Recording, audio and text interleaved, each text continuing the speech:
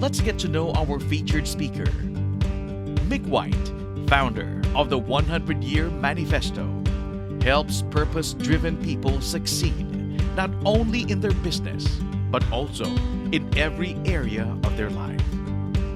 When it comes to getting it right in life and being the spouse, parent, entrepreneur, and community member you're capable of being, Mick is your Yoda.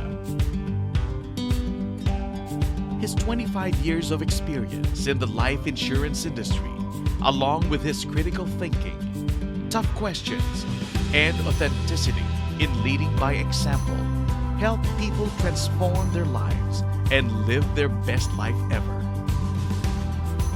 His wisdom and tactical advice helped his clients fulfill their commitments to their families and business partners, while continuing to scale their business and living their best lives. His passion for eliminating stigmas that go along with mental health disorders is as profound as his eagerness for increasing awareness for suicide prevention.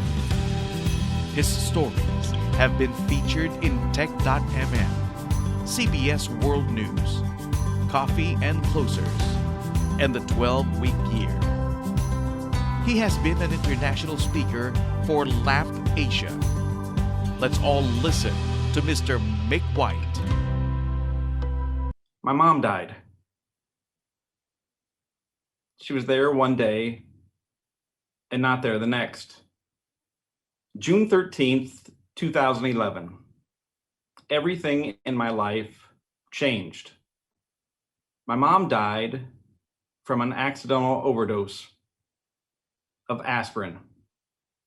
That's right, aspirin. She had a headache, she took too many aspirin, and mom died at age 58, 10 years ago this month. My mom and dad married when they were in high school, and mom didn't go to college. She raised us 3 kids, my 2 older sisters and me, the baby of the family. No matter how old I am, I will always be the baby of the family. Anyways, mom didn't win a whole lot of professional awards. In fact, I don't know that she won any awards.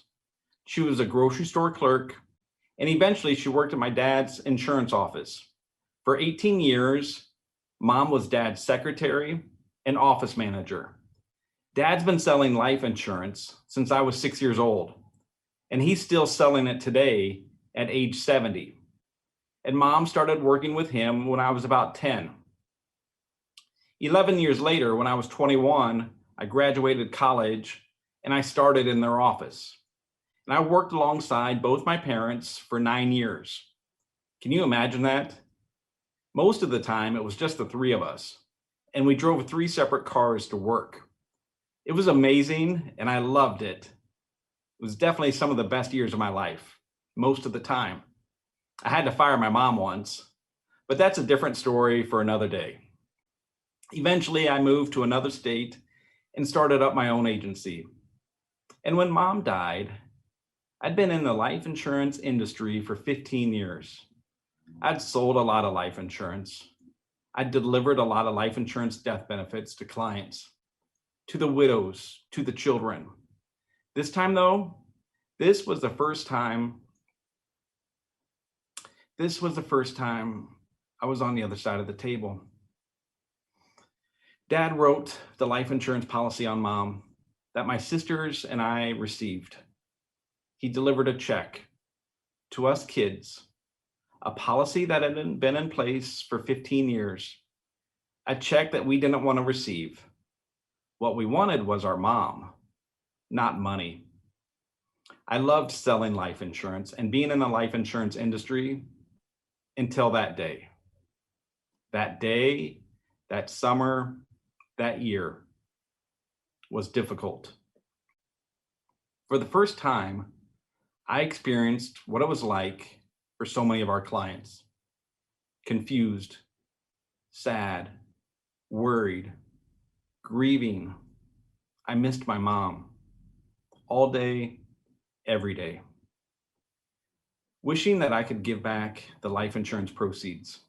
I wanted my mom, not money, but that's not the way it works, is it? When we were sitting there across the table from my dad, my two sisters and me, without our mom. My sisters, they both teach elementary school, and they're fairly educated about life. They're a lot smarter than me in most things. And as we were sitting there, they too experienced what makes our industry so amazing. However, my sisters did not ask these questions. What type of policy was it? What company was it with? Is that a good company? Was it a good policy? Did it have cash value? What were the premiums? Did mom buy term and then invest the difference the industry talks so much about? This is what they wanted to know. How much is a death benefit? When do we get it? Are there any more policies? What are we supposed to do with the money? And the real questions. Can we leave now? Can we go grieve? Can we do the things that mom wanted us to do? One of my sisters used the money to pay for her daughters to go to college. My other sister used the proceeds to remodel her living room and her kitchen, where her family gathers together with friends. And I used the proceeds to start a new entrepreneurial journey. But let's get back to mom. Mom didn't expect to die. At age 58, she thought she had a long time left to live. June 13th, 2011, that changed. And 3 days later, we had her visitation. God bless my mom. Professionally, she didn't win awards. She didn't speak at LAMP. She didn't qualify for MDRT. She didn't run a big agency, no trophies, no awards, no ribbons. However, she did win this. She won an award for living an amazing life, though she never knew she won it. You know what that looks like? It looks like this. Because mom was my biggest cheerleader, and she was everybody's biggest cheerleader. When she died, everybody showed up. Mom's visitation 3 days after she died. Mom's visitation, 7 hours long. People kept showing up, driving 16 hours to get there, flying in from around the country, standing in line for 2 hours. CEO Fortune 500 companies, her friends from grade school and junior high, clients, neighbors, members of the church, members of the Alcoholics Anonymous community, everybody in between. My mom loved them. My mom cared for them. My mom served them with ordinary acts of love every single day. It's how she lived. It's how she loved. It's who she was. Fairly ordinary, full of extraordinary love. And she left a legacy that our industry doesn't talk much about, a legacy that the world doesn't talk about, a Mother Teresa kind of legacy. But she wasn't Mother Teresa. She was my mom, barely a high school graduate, a mother of 3, who did the best she could with her opportunity in life. Mom left a legacy of love, a legacy that continues to live today in my heart, in the hearts of the people she encountered. You see, that's what happens. A mother's love lives in your heart forever, a legacy that will continue to live 100 years from now. With our time together today, let's accomplish 4 things. 1, let's dive into what you're really capable in life today and then in the next 100 years. 2, redefine what it means to begin with the end in mind. And 3, a framework for living your 100-year manifesto. And 4, a commitment to live with intentionality, to live differently. Our industry can change lives. Our industry does change lives. However, It's more than insurance. It's more than investments. It's more than who gets what. It's more than estate planning, college education planning, and protection. It's real people with real lives, with real hopes, with real dreams, and real stories for themselves, their families, their businesses, and their communities, and our world. People trying to become the best versions of themselves. A lesson I learned the hard way. Maybe you've learned it too. I was 21 years old, starting in the insurance industry. And I learned this lesson, and it took me years to recover from it. It was a lesson around goal setting. The goal was to qualify for the company trip, the incentive award.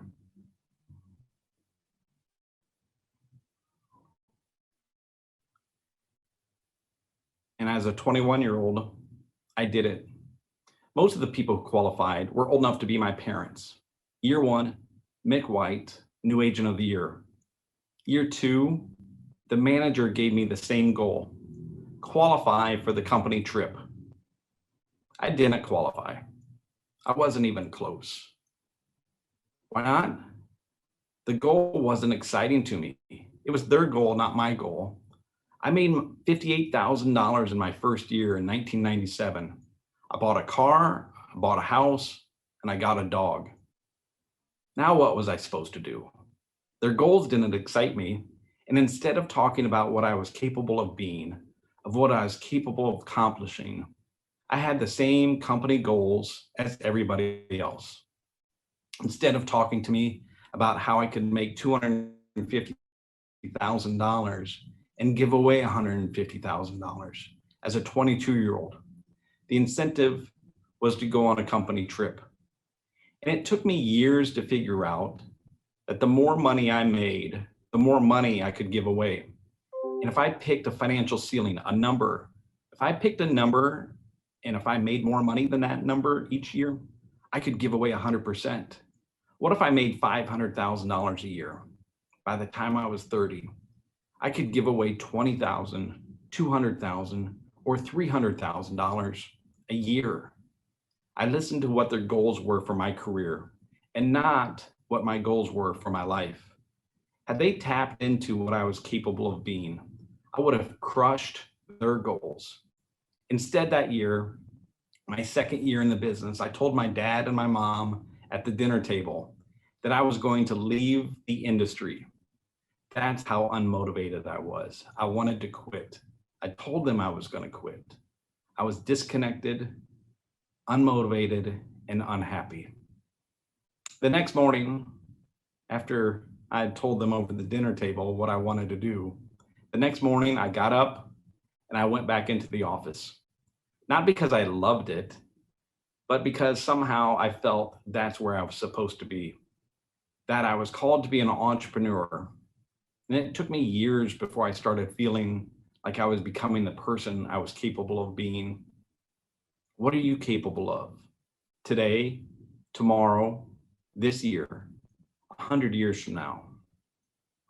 I'm competitive, just not the way the world says we should compete. I want to win, but I don't want to beat you. I want you to win too. I've never been concerned about my production as compared with others, or if other people were faster, stronger, or better than me. For me, it's always been about competing with myself, the best version of myself. And at the end of the day, that's all I can do, to be the best version of me. Everybody's on their own journey and everybody has their own story to tell, their own timing. The only time I'm concerned about my revenue in my companies is when I compare it against what I'm capable of building, and then the context of my priorities in life, my purpose, and the person I'm capable of being.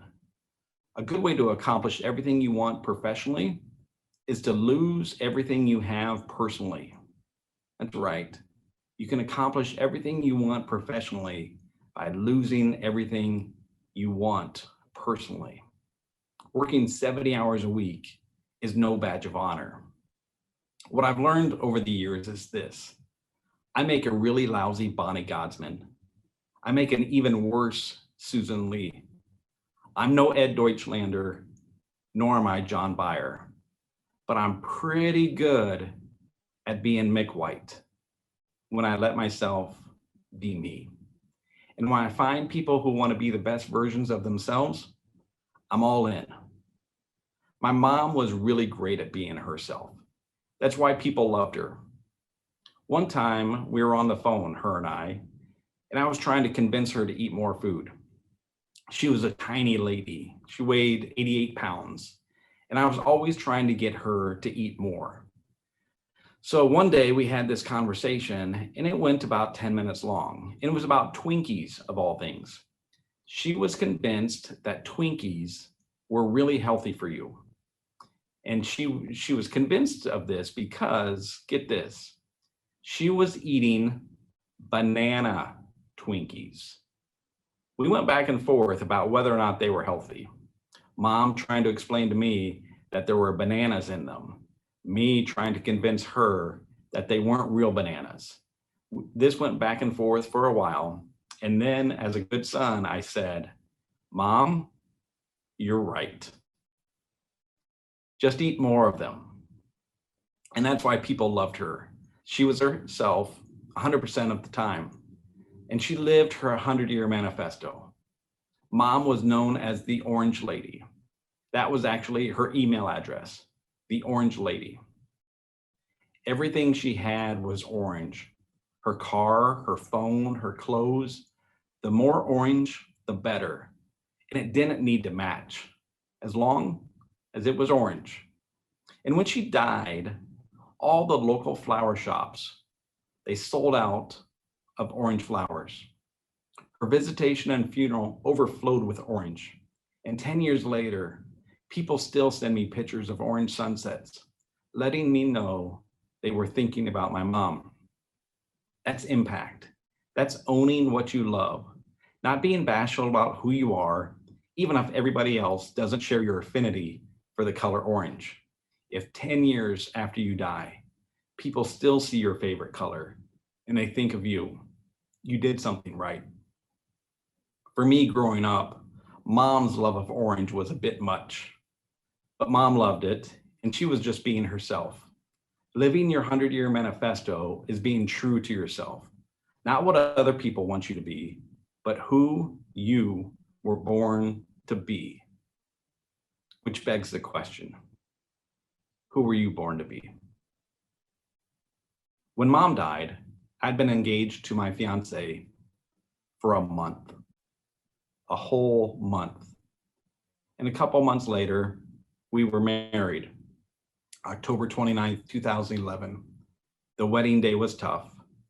In what was to be one of the happiest days of my life, it was also one of the most difficult days of my life without my mom there. And our marriage, it was tough. Everything about it was tough. My bride and I, we had struggles. We had a lot of struggles. Not just me grieving the loss of my mom. Both my bride and myself, we had some mental health concerns. Undiagnosed, untreated. We didn't acknowledge at the time how bad they were. Our wedding vows, I don't remember all of them, but I do remember saying, for better, for worse, in sickness and in health. And we had a lot more for worse than for better, and a lot more in sickness than in health. Hospital stays, lots of them. Scary moments, lots of prayers for miracles. Our marriage wasn't easy, and eventually it didn't last. Some prayers were answered, and miracles did occur. My bride is alive today and happy to be alive. And that wasn't always the case, but it is now, and I'm forever grateful for that. In a scheme of the next 100 years, what's most significant? What's most important? I started making decisions with this in mind. In a scheme of the next 100 years, what's most significant? The woman I loved, the one I made my vows to, what's more important? that she's alive today and happy to be alive, or that our marriage lasted. Maybe it's time we redefine what success looks like, what it means to live a 100-year manifesto. It was during this time that Bonnie Godsman asked me a question. And if you know Bonnie at all, you know how she is. Bonnie's like, Mick, what are you doing? You see, I was raising a 10-month-old boy all by myself with a wife who was struggling mightily. I was supporting her financially 100% while she was trying to find her way in life. I had no other family within 400 miles, still trying to run my financial advisory practice, trying to save my marriage, trying to keep it all together. It was a lot. So Bonnie asked me, Mick, what are you doing? And I responded with this. Bonnie, do you not know who I am? I grew up in the 1990s, in the 1980s, and the 1970s too. I watched a lot of cartoons, and one of my favorites was Popeye. He kept things simple. His mantra in life, I am who I am, and that's all that I am. I'm Popeye the Sailor Man. I'm strong to the finish because I eat my spinach. I'm Popeye the Sailor Man. He knew his manifesto. I am who I am, and that's all that I am. I'm Popeye the Sailor Man. I know my 100-year manifesto too. I am who I am, and that's all that I am. I'm Mick White. And Bonnie Godsman, as dear a friend as she is to me, I absolutely love her to death. We've been through a lot of things together in life. And I shared with Bonnie what I was going to do, and it shocked her. But for me, it was really clear what I was supposed to do, what I was called to do, and what I was going to do. Because I knew who I was. I knew what I stood for. I knew my 100-year manifesto, even though I hadn't created it yet. I knew exactly who I was. While it might have been a surprise to everyone else, the choices I made, it was no surprise to me. It was shortly after that I had a meeting with a client, one of my business owners, wildly successful, incredible growth in his company. And I walked into his office, into their lobby. On the wall was one huge wooden plaque. At the top of it, it said, our 100-year manifesto. And it talked about the purpose of the company, what they were accomplishing, how they were changing the world. And for every item that they sold, they planted a tree. And they had planted millions of trees. This was their manifesto. It was something for them to get behind. It was exciting. It drew people to the company. The employees had a clear vision for who they were. And as I was meeting with my client, the owner of the company, I asked him, do you have your own 100-year manifesto for you? Not the company, but for you. He sat there and he looked at me. He said, no, but I should. And he made a note in his notebook. And I made a note in my notebook. And on that day, I bought the domain 100yearmanifesto.com. And in my mind, I started my company. It was clear to me that we spend millions of dollars identifying corporate values, mission statements, and 10-year goals, and spend so little time identifying who we are as people. To live with intentionality is to know what you're living for. You can't be intentional with your life unless you are clear with your framework for who you are. You can't be intentional unless you are clear with what is most significant in your life. And you can't start with why until you know who. The 100-year manifesto is a framework for your life. If you read mine, you'll know me, who I am, what I believe, what causes I'm passionate about, what words I live by, my mission in life, my life goals, and my core values. You'll know me better than most of my friends know me. You'll know me at a deep level, better than most of my family knows me. You'll know what I believe I'm capable of being. You'll know what the best version of myself looks like. My 100-year manifesto, I created it, I printed it, and it hangs in my office. It hangs in my living room. It's the wallpaper on my computer. It's on my Facebook page as my cover photo. It's on LinkedIn. It's me, my framework for living. In order to have a 100-year manifesto, it's important to reframe what it means to begin with the end in mind. In Stephen Covey's 7 Habits of Highly Effective People, begin with the end in mind is one of the 7 habits. Actually, it's the only one that I remember. Not because the other 6 aren't important, but because for as long as I can remember, this is the kind of stuff I think about. Since elementary school, I've thought about it. I thought about it so much that I assumed everybody thought about it too. Thinking about what happens 100 years from now. What's the meaning of our lives? How do I live a life worthy of the calling I received? How do I one day hear the words, "Well done, good and faithful servant"? Stephen Covey's begin with the end in mind is to have a clear vision of your desired direction and your destination, and then to continue being proactive into achieving this end, the goal. Begin with the end in mind. And I believe far too often in the insurance and investment industry, the end in mind is retirement or death. Talk about not an exciting topic for so many people. I don't want to talk about either one of them, and I grew up in the industry. What I do want to think about is this. And I challenge you to rethink this idea. When does it end? What's the stake in the ground that we classify as the end? What does it mean to begin with the end in mind?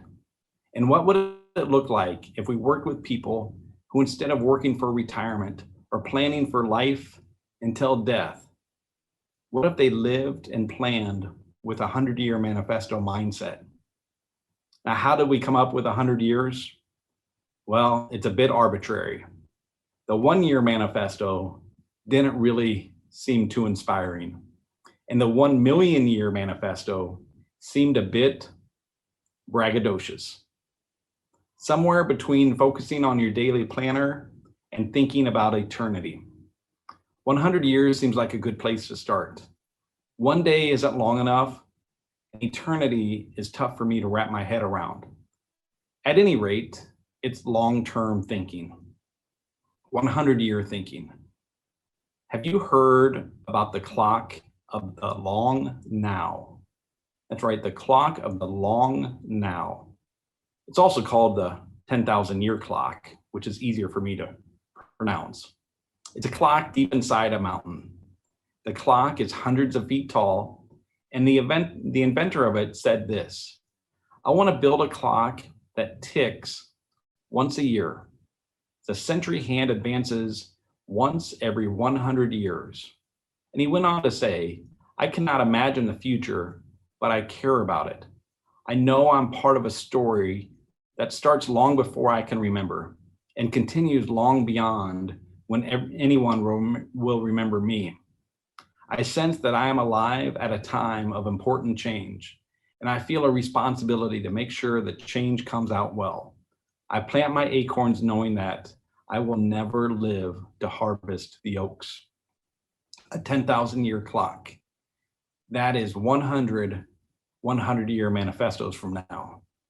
Every 100-year manifesto, the century hand advances once. It's pretty cool thinking. We are all part of a story. 100 years from now, in the year 2121, who is alive today that you know will be alive 100 years from now? Anybody? Certainly not anybody listening to this message, but 100 years from now isn't too far. It's beyond our own lifetimes, maybe the lifetime of our kids. I'm 45, my son is 6, and if he has a son when he's, let's just say 25, 19 years from now, and that son lives to be 75, I will be 145 years old. and about 65 years past my life expectancy. But part of me is in my son. My genes help make up his genes. I'm no scientist, but I remember a bit of this stuff from school. I am who I am in part because of my mom, and in part because of my dad. My mom's genes helped make me. She is part of me. She's part of my son, whom she never met. She will be part of her grandchildren. That's how it works. But beyond physical, the values, the lessons, the character, that too is passed from generation to generation. The life you live is the lesson you teach. What values are you teaching with your life? What lessons are you teaching with your life? The point is this: we may have influence today, we may have success today, but what are we really trying to do with our lives? What lessons are we really trying to teach? What are you doing with your life today that will impact the world 100 years from now? One of my favorite questions to ask is this: how are you really? And a variation of this: who are you really? Most people haven't figured this out. And until they know who they are, it's difficult to tap into their why. It's difficult to do long-term planning, and it's difficult for them to commit to a long-term financial plan. Most people haven't figured out who they are. They're likely going down a path and haven't ever given any thought to why they're going down that path, other than their friends, family, or role models are going down the same path. But the thing is, it might be the wrong path for them. And until you know who you are, until you figure that out, until you figure out your 100-year manifesto, it's nearly impossible to truly commit to something. Careers, marriage, financial planning, retirement, life, and even if it is the right path, if you don't know it is, you're less likely to commit to it. So what is the 100-year manifesto? It's really made up of six sections. One manifesto, your manifesto, 6 sections. The first, which is probably the hardest, it's definitely the hardest, your mission. A personal mission statement is a powerful tool. It provides a path for success. And just as important, it gives you permission to say no to things that are distractions, to say no to people who are distractions, to say no to opportunities that are distractions. What's your cause? What's your mission? For me, get to heaven and bring as many people with me as possible. It's been my mission since high school. I don't always know how my professional career aligned with my personal mission, and I had a lot of bad advice along the way, that our industry wasn't the right industry for me, that I should be a pastor. I often felt lost until I was able to find some congruence in my mission, my life, and my business. A couple of examples of missions. Walt Disney: my mission in life is to make people happy. Oprah Winfrey: to be a teacher, to be known for inspiring my students to be more than they thought they could be. And my father: to be a minister of joy. Even though he's a financial advisor, his mission in life is really to be a minister of joy. The second section is words to live by. And these are short phrases that capture you. 1, 2, maybe 3 words, not full sentences, concepts. Here are some of mine: work smart, pray hard, play easy, love unconditionally, radical acceptance, bold humility, impact humanity, embrace the uncertainty. And the third one, core values. Most companies have identified a set of core values. They post them on their walls as a reminder for employees, customers, and everyone they encounter. Corporate core values. And if it makes sense for a business, it definitely makes sense for an individual to have a personal set of core values, uncompromising, non-negotiable. This is who I am at my core. Pick 4, 5, 6 core values. The challenge here, a lot of core values may resonate with you. Which ones are the ones though? You at your core. For me, honor, respect, truth, congruence, authenticity. And for good, in this section, so what causes you're passionate about?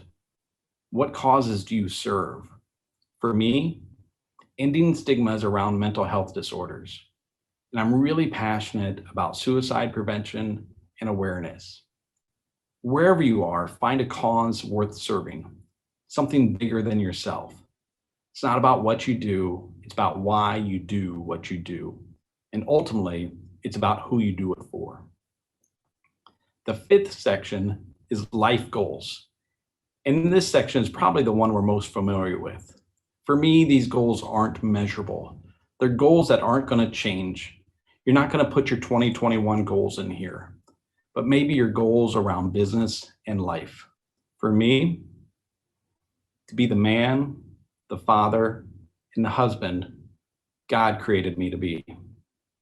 To raise boys who love themselves, their God, and their family, who serve others, lead by example, and do their best every single day of their lives.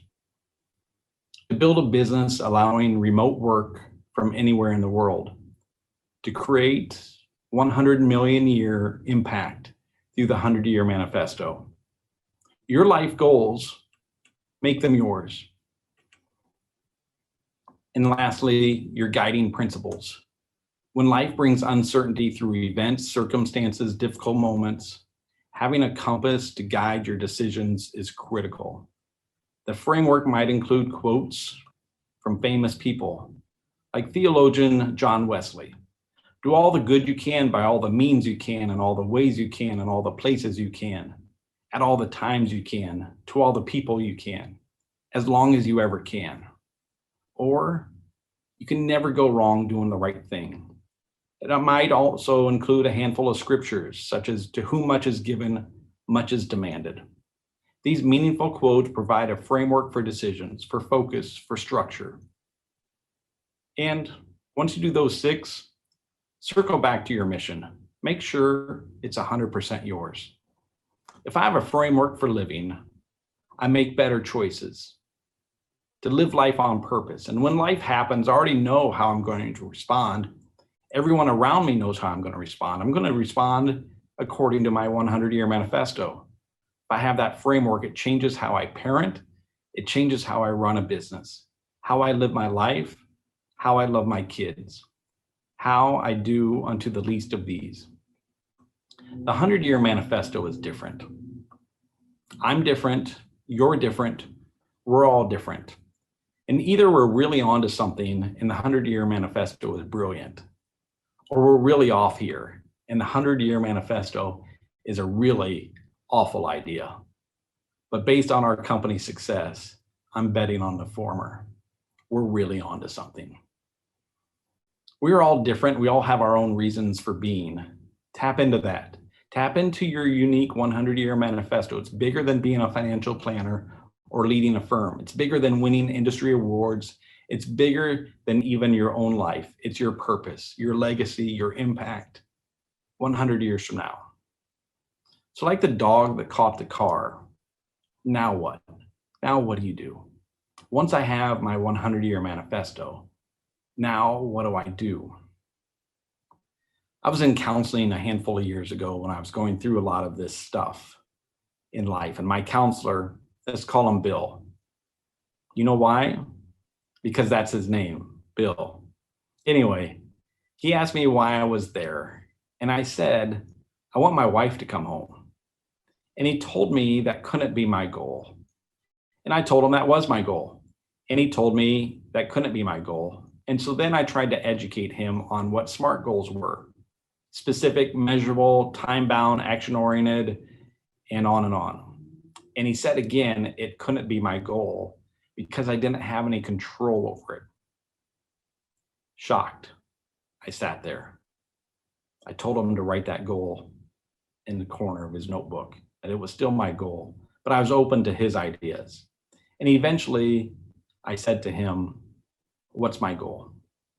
And we came up with my goal together, to be the man, the father, and the husband God created me to be. No more, no less. And man, that sounds hard. How do I do it? Through a daily commitment. That's how. So we said we'd hopefully accomplish 4 things. Dive into what you're capable of life and in the next 100 years, to compare yourself against your best self, to redefine what it means to begin with the end in mind, to have a framework for living your 100-year manifesto, and a commitment to live with intentionality, to live differently. And to commit, I want to share with you one single commitment that changed my life. It's in the book, The 12-Week Year, as I wrote a letter to the author, letting him know how the 12-week year impacted my life and this concept of commitments.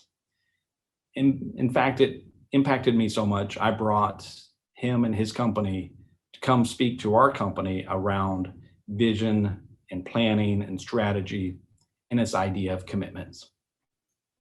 And it was a 2-day training, and there's 30 of us in the room.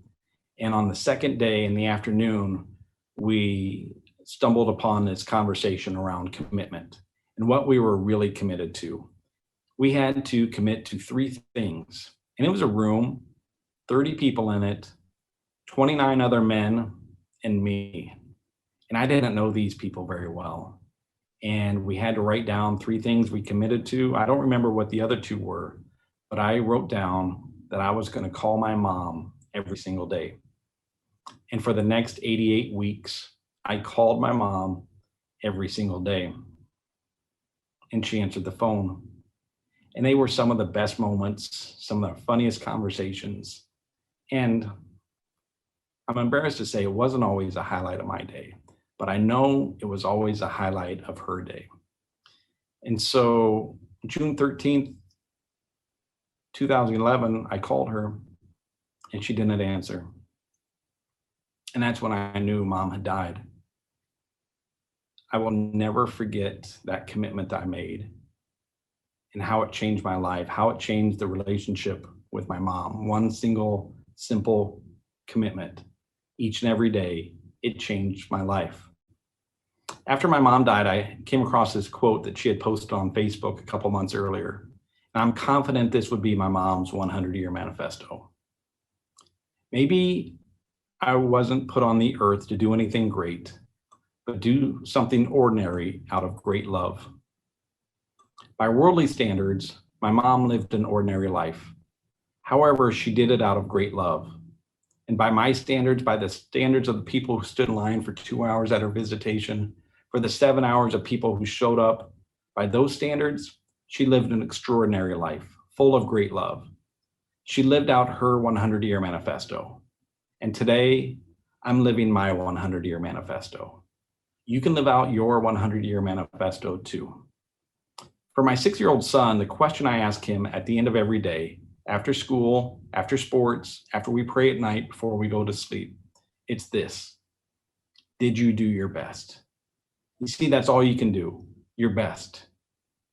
Compare yourself against your best self and start living your 100-year manifesto today. The beauty is in the simplicity. The simplicity is in the purpose, and the challenge is in the execution. You can do it. 3, 4, 5. And if you enjoyed our time together, I'm excited for what Bonnie and I are working on, a new GAMA offering around the 100-year manifesto. So stay tuned. Until then, start living your 100-year manifesto. Thank you, Mr. Mick White, for enriching our convention with your presentation in the M for Malleable Sessions. GAMA International Philippines presents you with our token of appreciation.